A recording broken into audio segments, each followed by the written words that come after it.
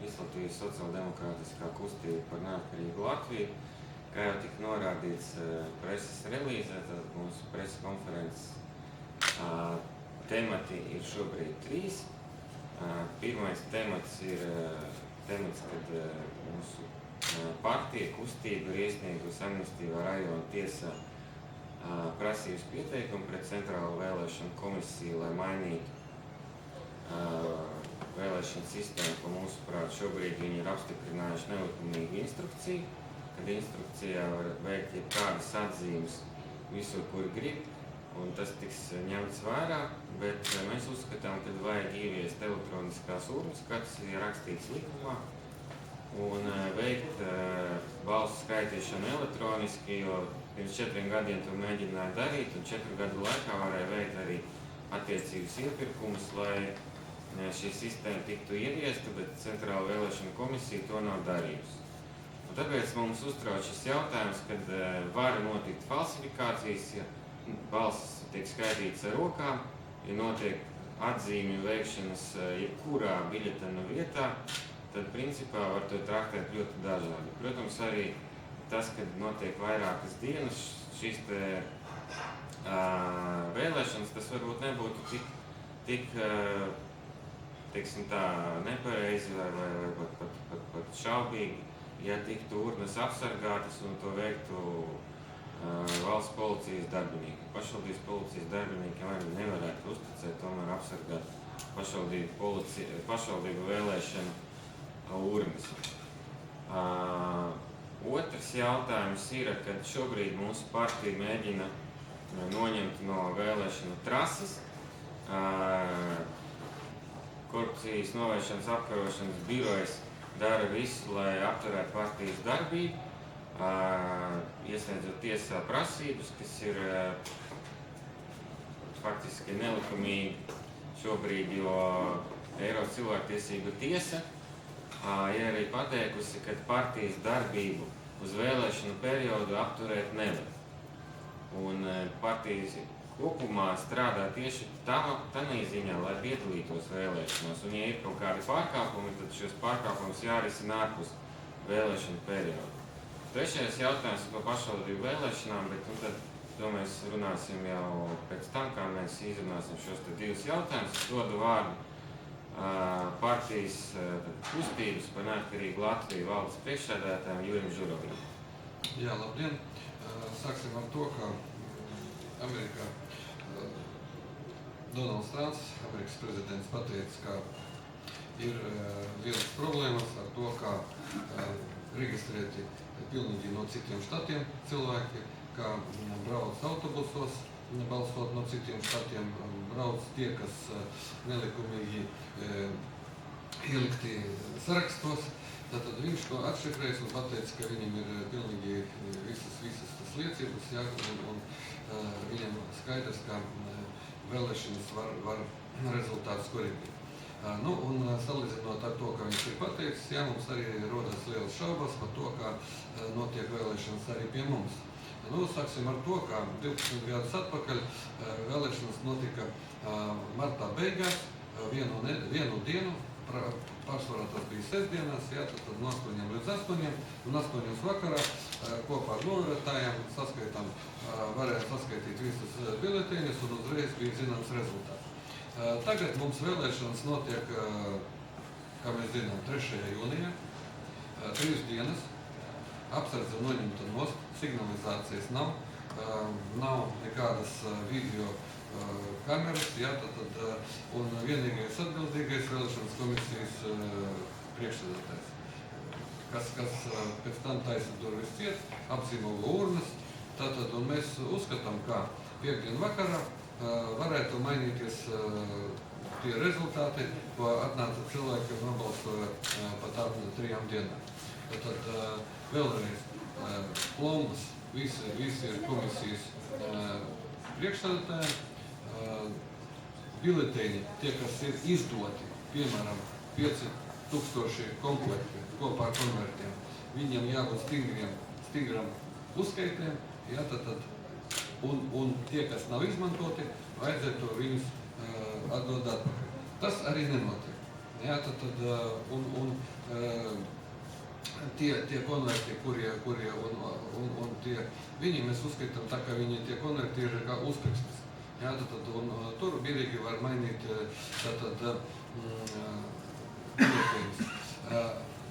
Piemēram, mēs, kā novērotājs, pamēģinājām vēlēšanas dienā, vēlēšanas beigās palūgt atvērt tās aploksnes, kurus bija pirms tam balsojums. Jā, tad komisijas priekšsēdētāji atkal pateica, mums ir instrukcija, jāvar visas konvertus kopā. Es saku, parādiet to instrukciju. Viņa man nevarēja parādīt to instrukciju, paņēma 300 konvertus un uzreiz ielika visā lielā čupā galdā. Ja? Un es uzreiz sapratu, konstatēju to, ka tas konverts varēja, kā sakot, samainīt. To urnu iznesa no kaut kādas palika telpām, urna nebija aplimēta, ja, tad liela šķirba, ja, tad varēja jebkurš, kā sakot, izvilkt un tos konvertus nomainīt.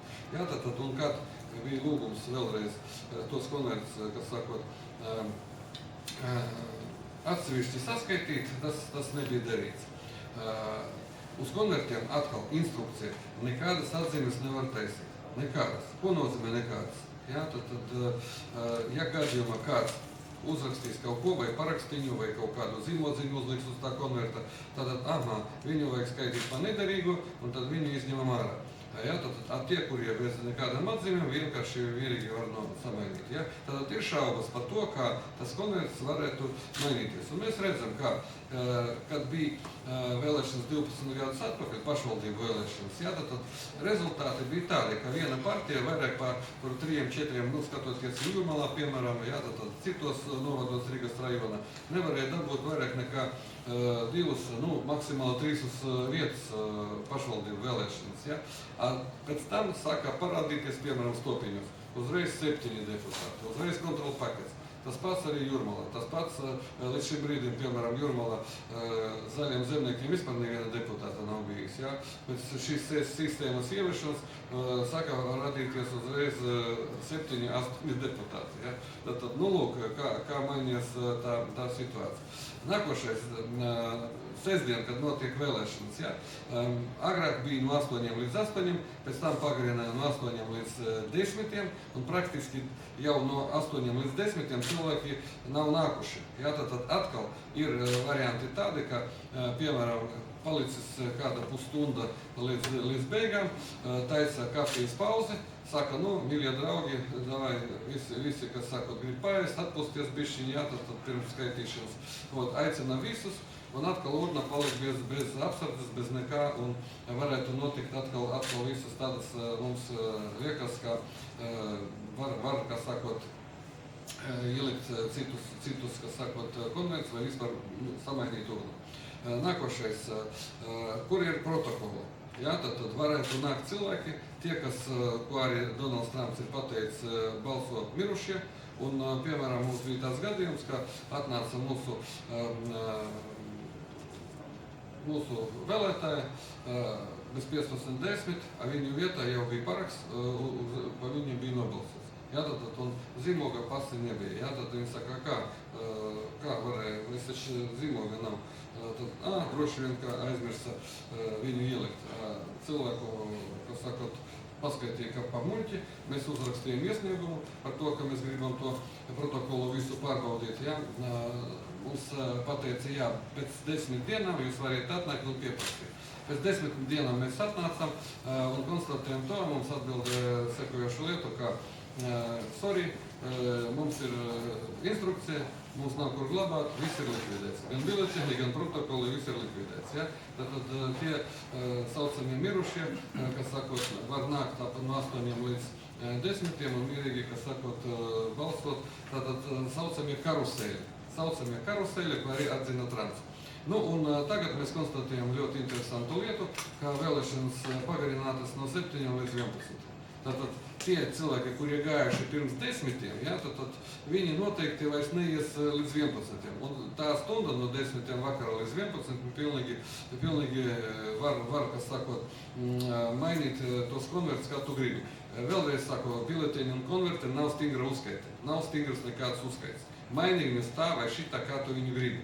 Nākošais moments, ja, gadījumā bija mums arī tādi precedenti, kā novērotāji sēdē līdz galam, nekur viņi nav gājuši un gribēja pārbaudīt no 8 līdz 10 vakarā, un tad, kad izvilka visus konvertus, nolika galdā, saskaitīja konvertus, un tad priekšsēdētājs pajautāja. Visi noguruši? Jā, visi. Visi grib mājās? Jā, visi grib mājās. Nu skaidrs, tad mēs liekam visus konvertus iekšā, saskaitām konvertus, aplimējam, un rīt no rīta 9 mēs visi atnāksim un sāksim vērt vaļā aplost. Tātad manie novērotāji visi bija, kas sakot, spiesti viņus izdzina ārā, un pēc tam tātad vienā iecirknī komisijas priekšsēdētājs saka, es taču aizmirstu uz galveno kantori piezvanīt, tātad un pateikt rezultātu. Man jāsaka, lūk, ņem telefonu un zvani. Nē, man no dienesta telefonā vajag zvanīt. Mierīgi iegāja iekšā un droši vien, ka varētu notikt tās izmaiņas, kas notika.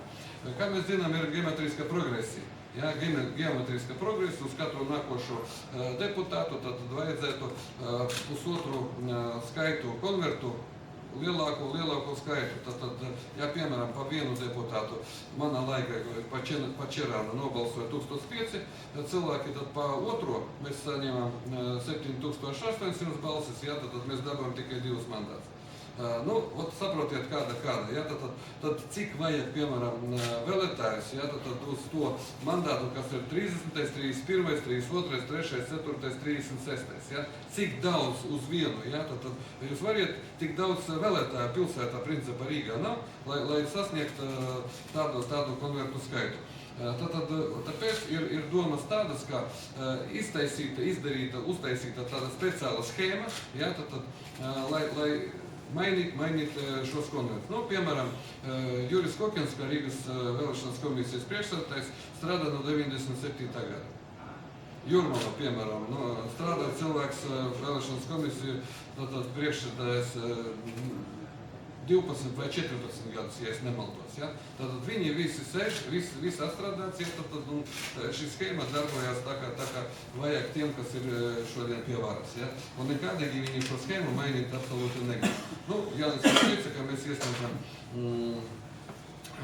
lai ievest elektroniskas urnas, ja, tas arī netiek, kas sakot, darīts. Ja. Pagājušajā reize mēģināja ievest šo sistēmu, nekas nesanāca, ja, tad un pēc tam atsākās no šīs sistēmas, kas sakot, tāpēc, ka viņam nevarēja sākt uzskaiti. Bet arī, tā kā Amerikā mēs redzam, uzskaits tad ir uzreiz elektroniska urna, uzreiz atzīmējās tavas balsis, un kāpēc, piemēram, Igauniem šī sistēma strādā, a mums viņas nav. Piemēram, ja mums nav naudas, ja, tad mēs varam iznomāt tas urnas arī no Igauniem un nodrošināt normāli balsu skaitu arī mums ne tikai Rīgā, arī visā Latvijā. Paldies! Jā, paldies Jurim Žuravļam, un es došu vārdu kā nākošam mūsu partijas kustības par neatkarīgu Latviju politiskajam sekretāram Eināram Graudam.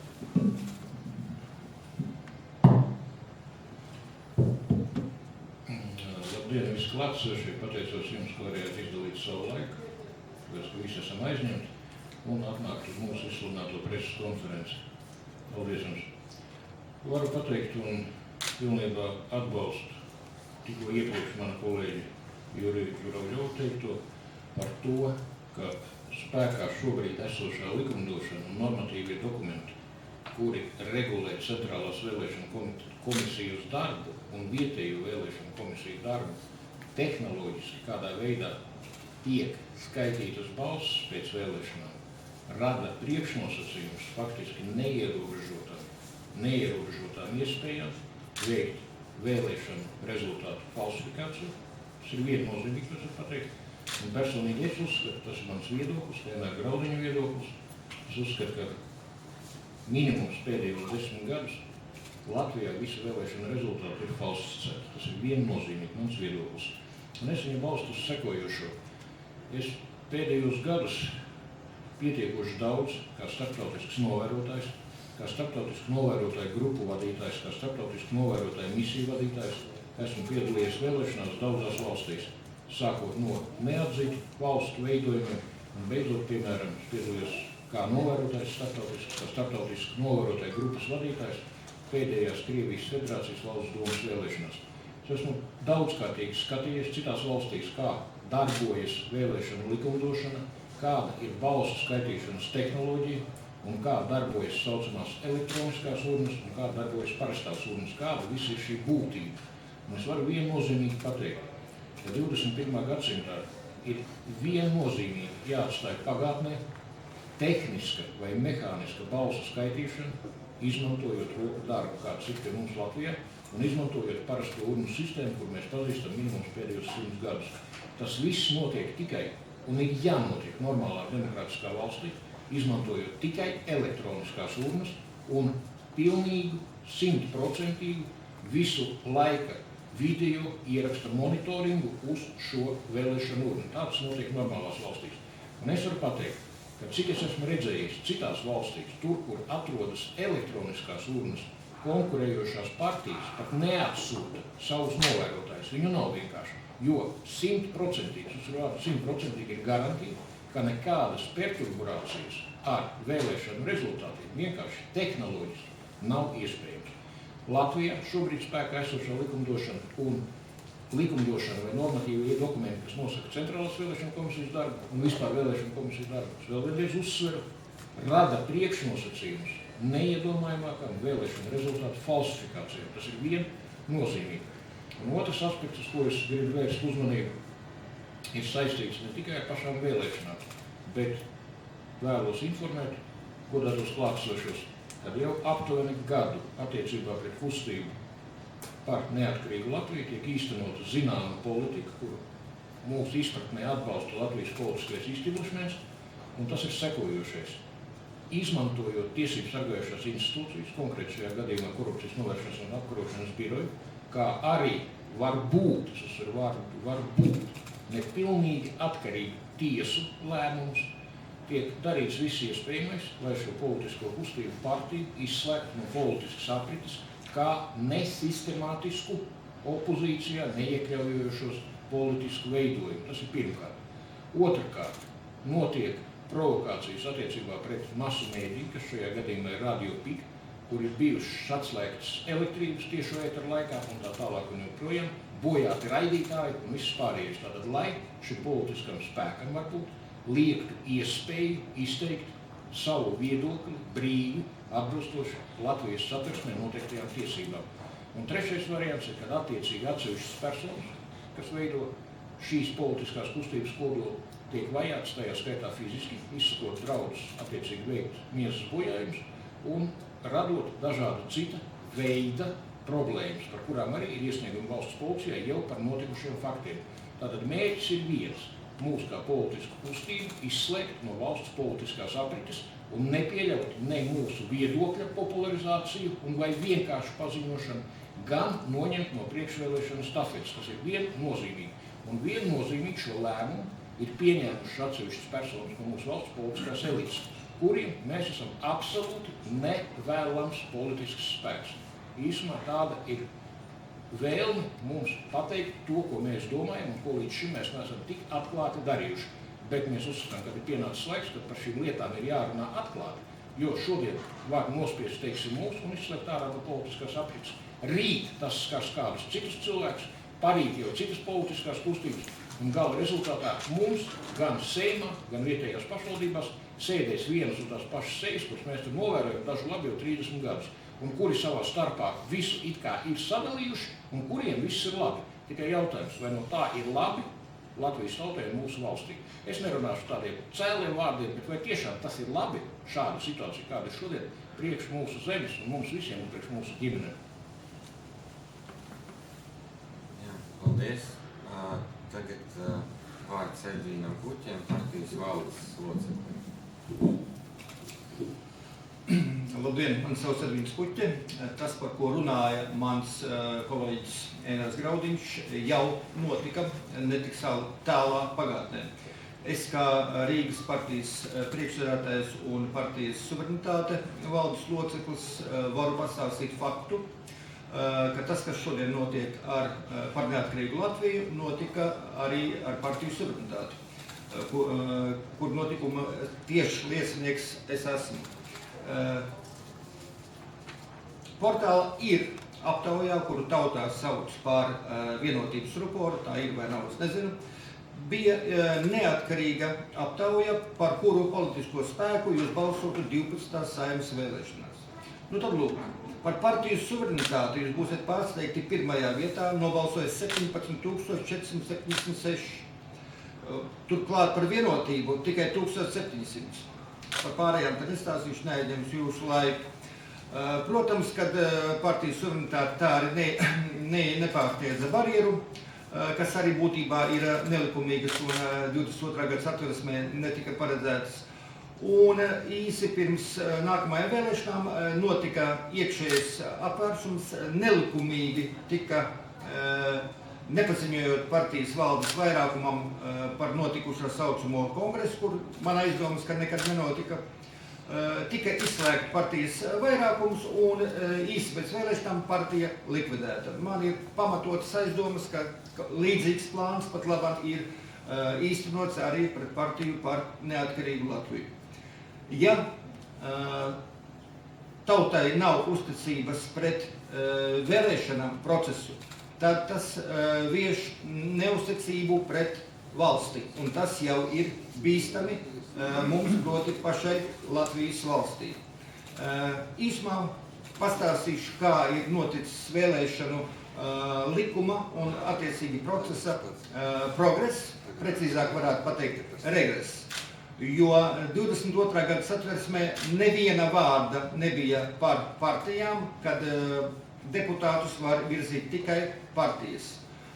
Arī 5. Saeima, Latvijas ceļš, partiju oficiāli nodibināja tikai jau pēc savas ievēlēšanas.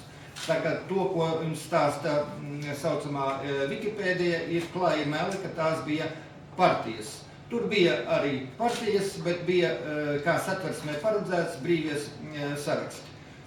Protams, pēc savas ievēlēšanas tika mainīts likums, tika ieviestas aizvien lielākas un lielākas barjeras, lai liektu dažādiem etniskiem mazākumiem, dažādām nelielām organizācijām liektu savu pārstāvniecību varā.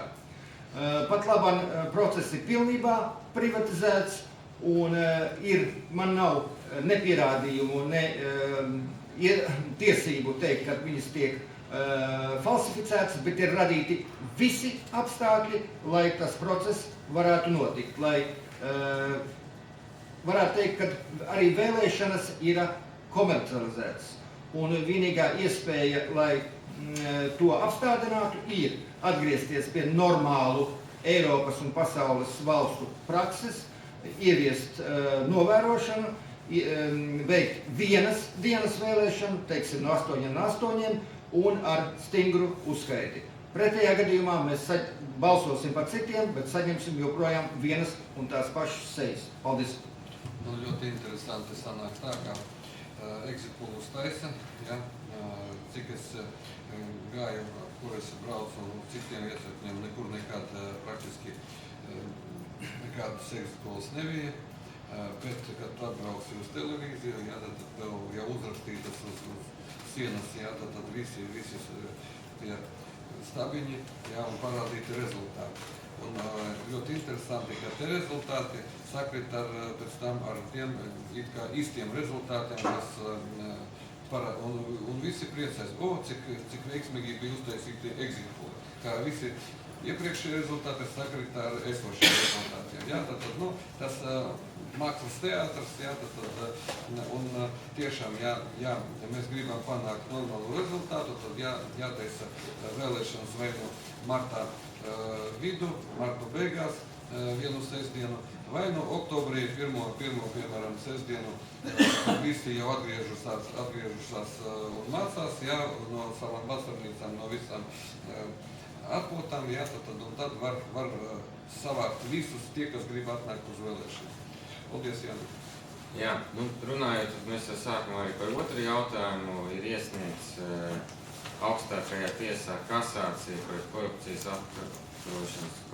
novēršanas apkarošanas biroju par to, kad mums tomēr ir tiesības piedalīties vēlēšanās, ka jebkurā gadījumā vēlēšanās mēs piedalīsimies. Mēs uzskatām Rīgas apgabala tiesas lēmumu par nelikumīgu, jo pirmā instances tiesā mēs lēmumu vinējām.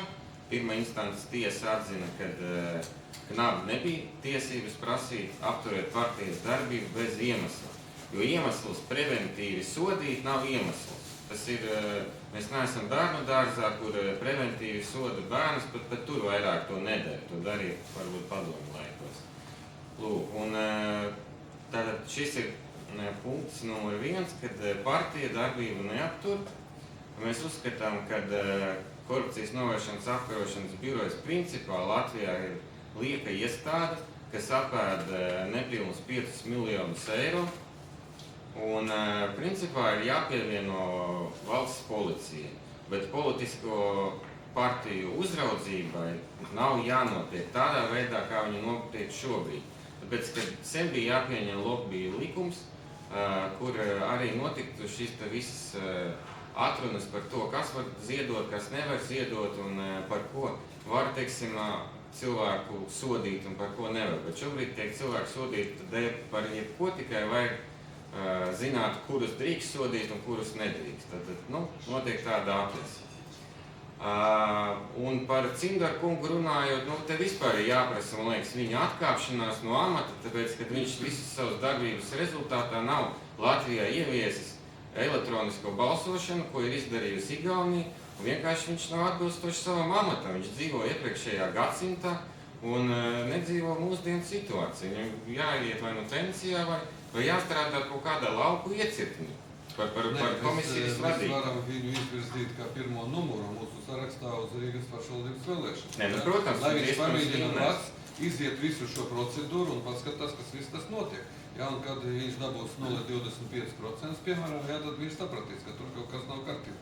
Nu, mēs tā jokojam, protams, jā, bet, nu, varam ar kaut kādu tādu šādu personu, jā, pārbaudīt, lai tiešām cilvēks, tas, kas piedalās,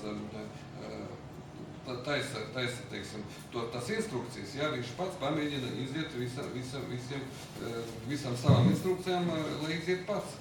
Un tad viņš redzēs to rezultātu, kā tas viss notiek. Jā, nu tad mēs pārējām pie trešā jautājuma, pie pašām pašvaldību vēlēšanām. Tad partija plāno piedalīties dažādos novados. Mums tiks veidoti saraksti Rīgā. Nu, to varbūt, jā, bet nu, mēs varam, tas varbūt, ja būs jautājumi no žurnālistu puses, mēs varam atbildēt, kas varētu startēt, un tā ir, protams, ir jautājumi kaut kādi no žurnālistiem nav. Nu, ir jautājumi, laikam tāda. Pirmdien bija manifestācija pie Saeimas. Kas viņu organizēja? Vienotība. Biedrība Varu Latvijas tautai vāc parakstus, lai atlaistu Saimu. Kāds ir jūsu partijas viedoklis par Saimas atlaišanu? Nu, es varu izteikt savu personīgo viedokli, kad nemainot sistēmu, personālijas var mainīt bezgalīgi, vienmēr ar to pašu rezultātu, jeb ar vēl sliktāku. Tā kā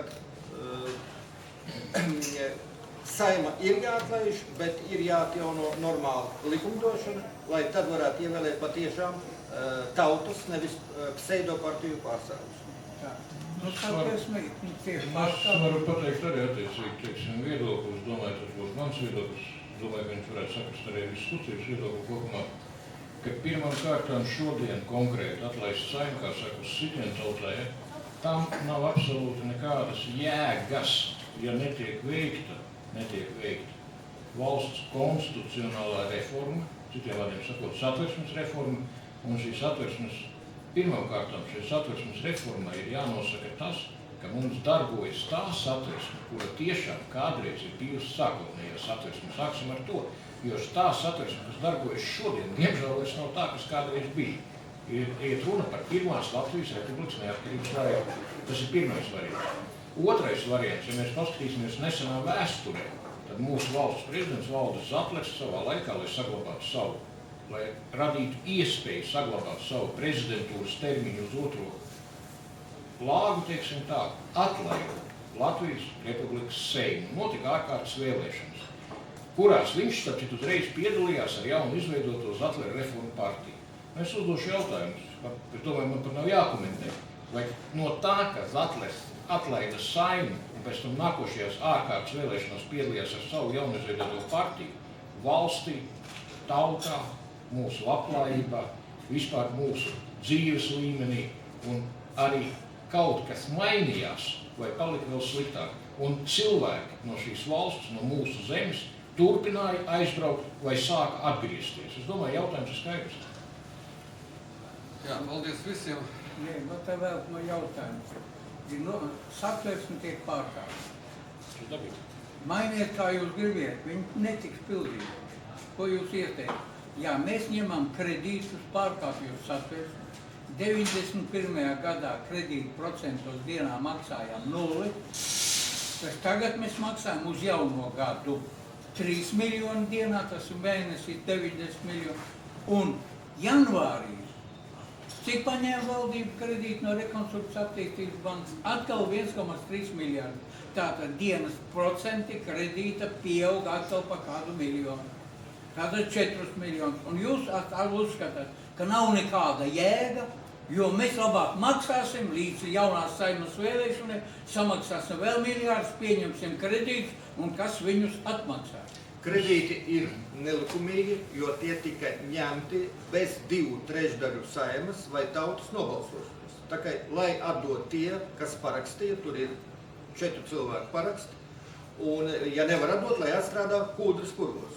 Tautai sveši parādi nav jādod. Šeit es uzskatu, ka bez emocijām un absolūti skaidri ir jāsaprot sekojoša lieta, ka šodien veicot, ja kādā formātā Latvijas Republikas Seimas atlaišanu, nākošais, kas būs ārkārtas vēlēšanas tādā gadījumā, es garantēju varu pateikt, tas ir mans viedoklis, bet iziet jau no esošās mūsu prakses, mūsu valstī. Šis Seimas sastāvs būs faktiski tieši tāds pats, kāds ir bijis iepriekšējais. Un tas ir balstīts šāds slēdziens mans uz to, ka faktiski Latvijā šodien eksistē politiskā cenzūra, viennozīmīgi pie tam, lai šī politiskā cenzūra ir aizliegta satversme, un eksistē koalīcijas partiju varas monopols uz plašu saziņas līdzekļiem. Jo es varu skaidri un gaiši pateikt, ka man šodien ir daudz elementārāk un vieglāk izskaidrot kaut ko vai komentēt jebkuras citas valsts plašsaziņas līdzekļus, tajā skaitā Amerikas Savienotās valstīs, tajā skaitā Vācijas Federatīvā republikā un tā tālāk nekā Latvijas plašsaziņas līdzekļus, kad, piemēram, man personīgi, ka Einaram Graudņiem vispār ieeja lieta, ja? Tāda ir situācija. Te jums būtu grūti parakstīties elektroniski, lai atlaistu Saimu. Nē, to mēs parakstījām, kā pilsoņi. Esiet apliecināti. Vēl jautājumi? Ja jautājumu nav, presa konferences slēgt. Paldies. Paldies, kā atnācāt.